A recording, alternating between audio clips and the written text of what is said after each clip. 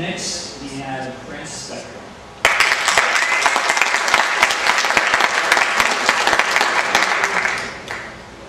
Good evening, everyone. It's such a great pleasure to join with you this evening in discussing Israel and its importance to the United States. First, I want to thank Mike. Great job tonight of bringing all these people out.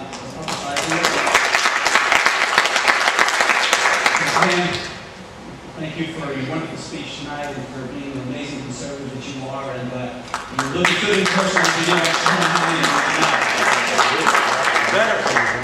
Better, yes. I'll send you a check. I will be joining you on your march on the mosque at 9/11. 9/11. Go to Pam's website is Pam Atlas. Atlas Shrubs.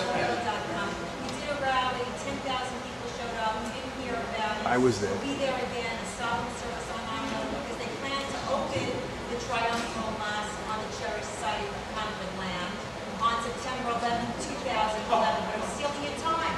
No, that's all right. I'm glad you're informing the public. My name is Fran Becker. I'm running for Congress in the 4th District. You're hearing a lot of speak and talk about support for Israel tonight. But you have to wonder, is it being said just because it's politically expedient that somebody say that they support Israel? After all, it is campaign time. For me, you may not be able to look into somebody's heart, or you may not be able to read somebody's mind. Certainly you can't do that, that's not possible.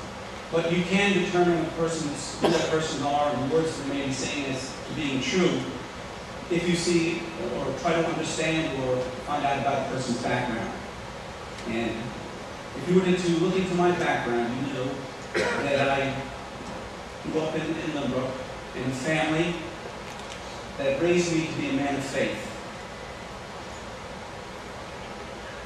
I was raised to know that Judeo-Christian values are what made the United States great.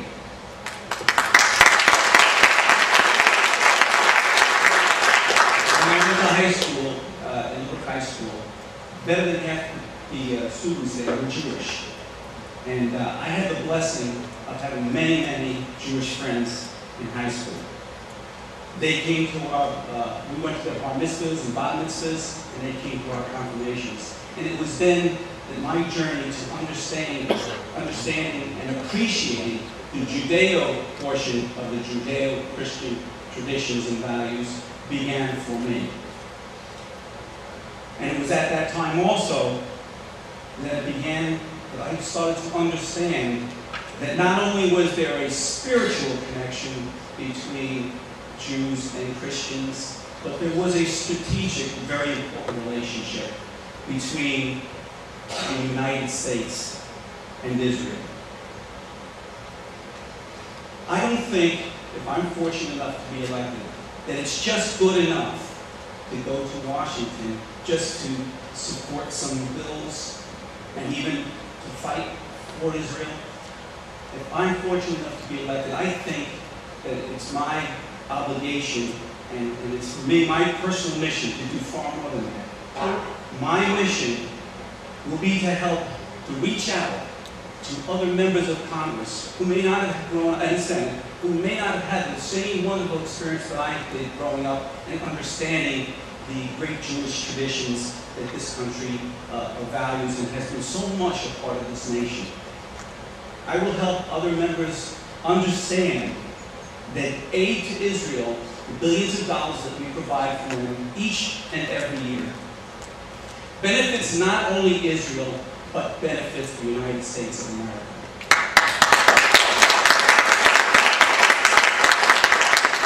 It benefits us because Israel is truly a partner to us. They bring back jobs and we send that money back to us. They are a true partner.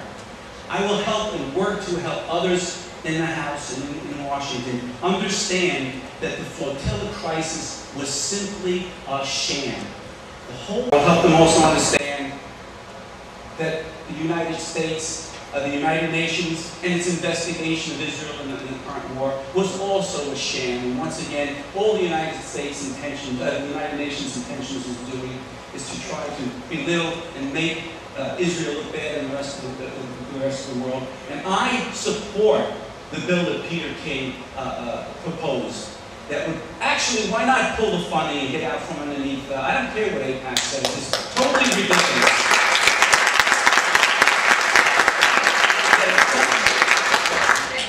I have to say goons who have the worst human rights positions are permitted to make judgments on other people. I think it's a sham, and I think it's a disgrace, and Peter King is right. And this is very important. I would help them to understand, my colleagues in Congress, and I will work hard to do this, that we must have a strong United States military, and we must have a strong presence in the entire world that is respected. Because right now, you take a look at Turkey. What have they done? They've jumped into the lie of the Arab world because we're becoming perceived to be weak in the world, our military. Israel can only depend on us, and us depend on them, if the United States has a strong military. And we're seeing, as Pam just said, that the American exceptionalism, the concept of it is quickly vanishing. And as Bruce said, the United States is the last great hope of the entire world, and you would think that it would have changed over the years. But ladies and gentlemen, it has not. In fact, it's becoming more and more evident. And now, with Obama and Pelosi and Reid diminishing this great nation's character and its military and everything about us is making us weak and emboldening our enemies, and as a result, it's weakening Israel's safety. And that is a great, great concern to me. If you don't have that big, strong, older brother there, ready to say, hey, don't pick on that person. Not that Israel needs us entirely to defend it in each and everything it does, but sometimes you have to stand back and say, let there be at least a fair fight, right? Let there at least be a fair fight if you have the big older brother saying, all right, you go after it, but just so long as 3 and 4 others don't jump in the fight and hurt that person. Because I think, my personal feeling is, Israel can well defend itself if it's a fair fight.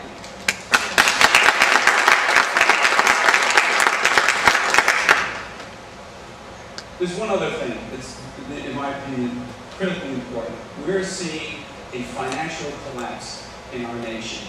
We'll have stimulus packages that haven't created a job. And not even one job, it's certainly not a job in Nassau County. And I have to say that my opponent, Carolyn McCarthy, has voted 97% of the time with the Obama, Pelosi, and Reid team. And that is, I don't think, you please tell me if you disagree, I don't think that's representative of this district and the way people feel in the 4th Congressional District.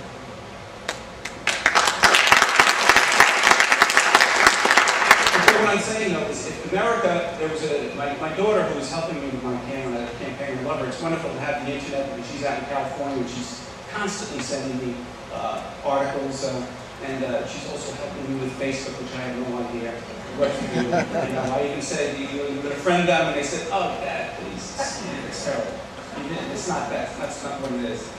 But it was studied by the Congressional Budget Office said within the last couple of days that a weak United States financial structure, as we pile this debt upon debt, weakens us as a nation so that if there is a war that we must fight, we will not have the financial resources.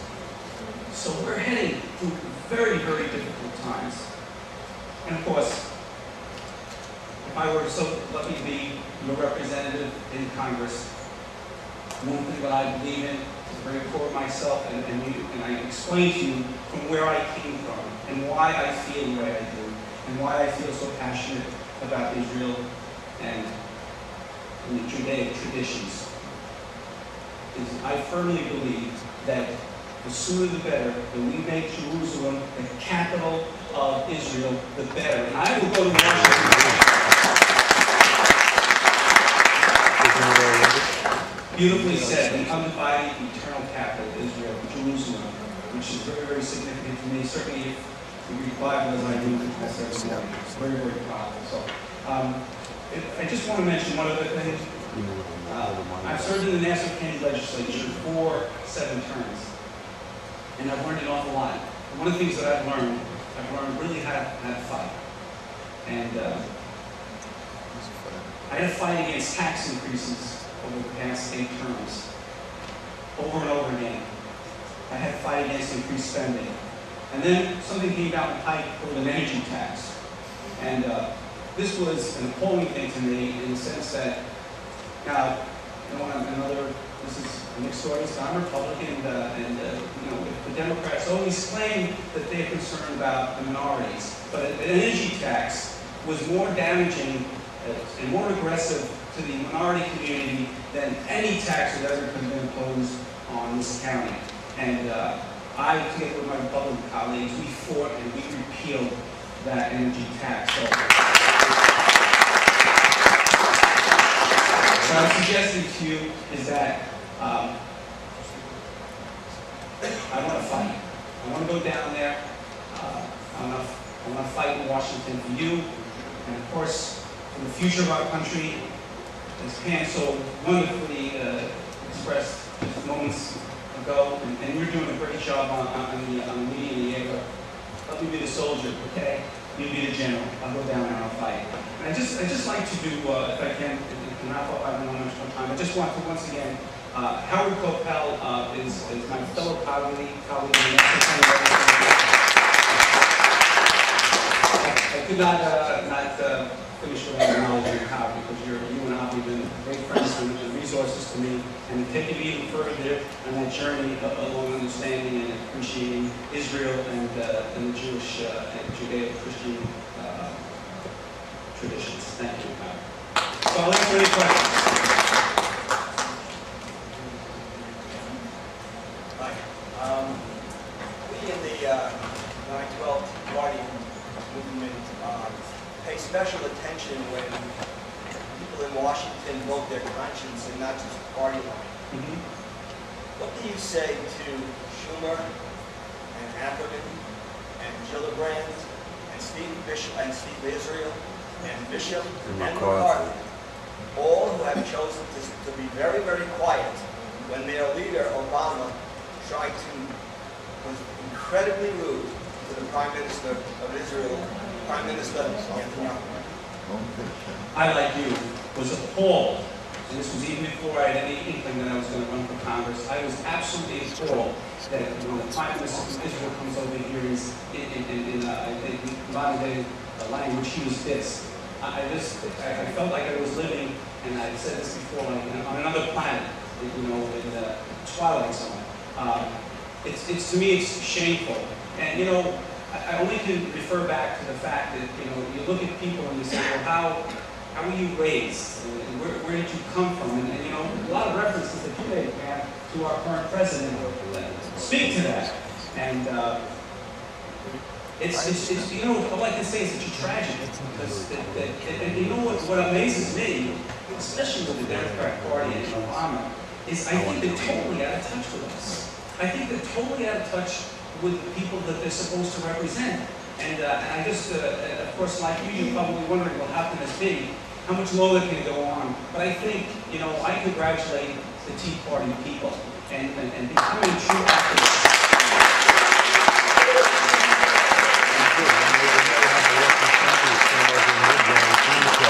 I'm so glad you've joined the fight. It's significant. I've been to many of your functions and debates and so forth. And I encourage you just to keep on going and to continue the fight. And with your help, we're going to have some changes this November. I feel it. I feel it in the wind. I feel it in my heart. And you know something?